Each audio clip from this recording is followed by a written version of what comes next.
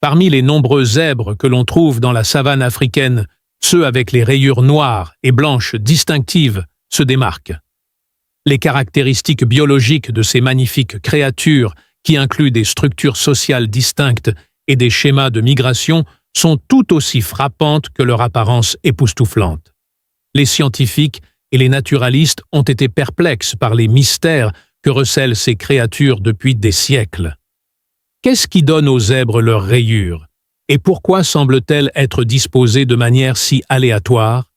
Regardez cette vidéo pour en savoir plus sur l'intrigant zèbre et sur la façon dont il vit dans la savane africaine. Les zèbres se distinguent des autres animaux du règne animal par leurs rayures noires et blanches facilement reconnaissables. Les relations sociales de ces créatures sont grandement influencées par ces rayures qui sont aussi distinctives pour chaque individu qu'une empreinte digitale. Ces rayures, cependant, sont plus fonctionnelles, si ce n'est plus que simplement ornementales, ayant un but. Selon certaines idées, leurs rayures pourraient en fait être une sorte d'illusion lunaire. Les lions ont une perspective distincte sur le noir et blanc. Les rayures relativement plates peuvent créer une illusion d'optique appelée flou de mouvement, ce qui rend difficile pour les prédateurs d'évaluer la vitesse et la direction du cheval. Une autre notion fascinante concerne la gestion de la température, avec l'idée que les rayures blanches sont plus fraîches que les noires, parce que les premières absorbent plus de lumière solaire. La variation de température provoque le vent. Le cheval reste au frais dans la chaleur torride de l'Afrique grâce aux petits morceaux de sable rayés dispersés partout. Le sable rayé peut aider à décourager les insectes piqueurs, selon certains chercheurs. On ne sait toujours pas pourquoi les chevaux ont des rayures, mais une hypothèse est que leurs motifs alternés agissent comme un répulsif naturel contre les insectes, en bloquant les signaux que les insectes piqueurs utilisent pour localiser leur proie, y compris leur queue et leur nez. Une chose est sûre, chaque être vivant s'est adapté à son environnement naturel.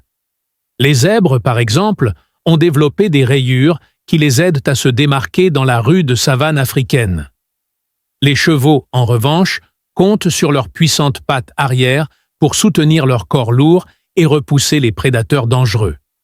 Le zèbre peut galoper aussi vite que 65 km/h, mais il court normalement calmement pour échapper aux prédateurs.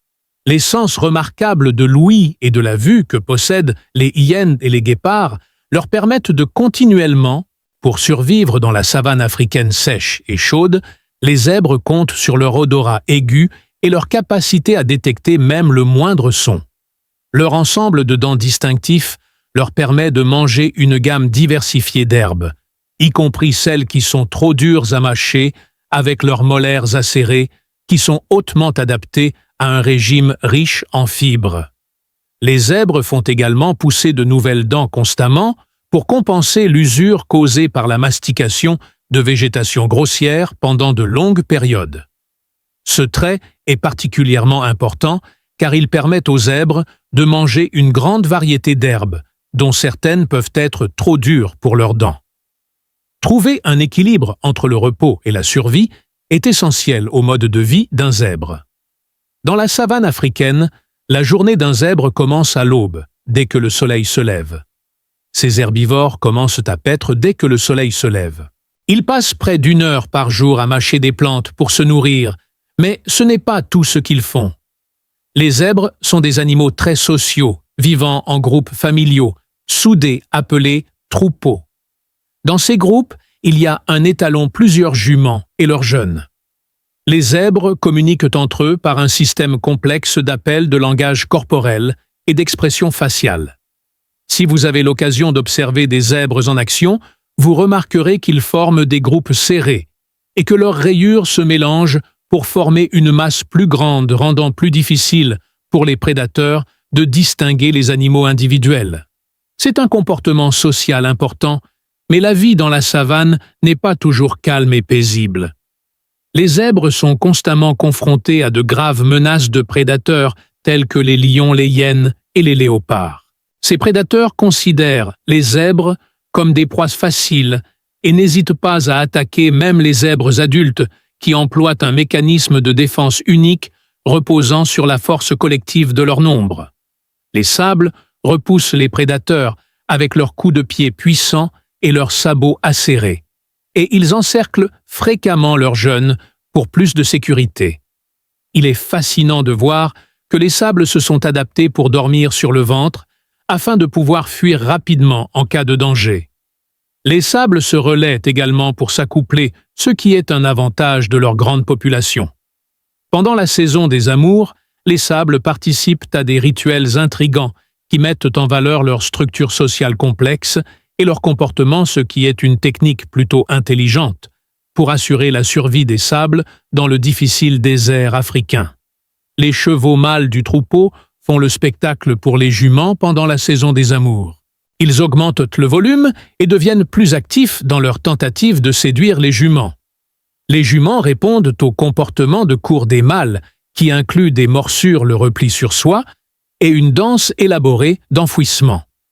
Les mâles montrent leur force et leur agilité. Les zèbres ont un processus d'accouplement complexe qui implique de s'isoler du troupeau pendant un certain temps pour se lier avant de revenir. Cela aide à maintenir le troupeau soudé et fort. La saison des amours varie en fonction de l'habitat, mais elle se termine généralement vers la fin de la saison des pluies lorsque les ressources sont abondantes. Après une longue période de gestation de 12 à 14 mois, la mère donne naissance à un seul poulain. Cette stratégie garantit que les jeunes ont les meilleures chances de survie après la naissance. Le développement rapide du poulain est crucial pour sa survie dans l'environnement prédateur diversifié qu'il habite. Il est généralement debout et marche dans l'heure qui suit sa naissance. Le sevrage a lieu vers l'âge de 11 mois, mais les poulains restent généralement avec le groupe familial de leur mère beaucoup plus longtemps pour apprendre les compétences sociales et reproductives. Vers l'âge de 3 ans, le poulain atteint la maturité reproductive et quitte le troupeau de sa mère pour fonder un nouveau troupeau.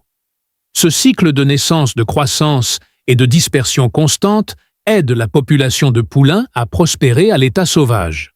Le poulain rencontre une variété de prédateurs et de menaces environnementales qui mettent constamment à l'épreuve sa survie dans les paysages arides d'Afrique. En plus des prédateurs naturels, comme les lions, les guépards et les babouins, il existe également des menaces anthropiques telles que l'anthropomorphisme et les inégalités socio-économiques. Il est désormais bien reconnu que l'activité humaine constitue le plus grand danger pour la population de chevaux. L'expansion des terres agricoles pour la production de légumes et le développement urbain réduisent l'habitat des zèbres, qu'ils utilisent pour migrer à la recherche de nourriture et d'eau. D'autres menaces à leur survie incluent la compétition pour les ressources avec les animaux de montagne, la chasse pour leur bois de croissance unique et le changement climatique qui rend les ressources en eau et en nourriture encore plus rares. La résilience et la polyvalence des zèbres. Restaurer leurs habitats naturels et réduire les risques humains sont cruciaux pour la survie de cette espèce magnifique. La nature royale et les paysages variés de l'Afrique sont incarnés par les zèbres en raison de leur extraordinaire adaptabilité et de leur structure sociale complexe. Malgré le fait de vivre dans certains des habitats les plus rudes de la planète, prairies, montagnes, déserts et steppes, ces animaux incroyables persistent à prospérer. Les zèbres sont depuis longtemps aimés par tous ceux qui ont eu le plaisir de les voir, que ce soit en raison de leur ténacité remarquable, de leurs habitudes intéressantes ou de leur beauté époustouflante. Ils sont indéniablement un animal chéri et renommé d'Afrique. L'environnement naturel est tout à fait impressionnant et je dois demander quelles sont vos pensées sur la fourrure fascinante de cette créature extraordinaire. Postez vos réflexions sur le sujet de la civilisation dans l'espace prévu ci-dessous.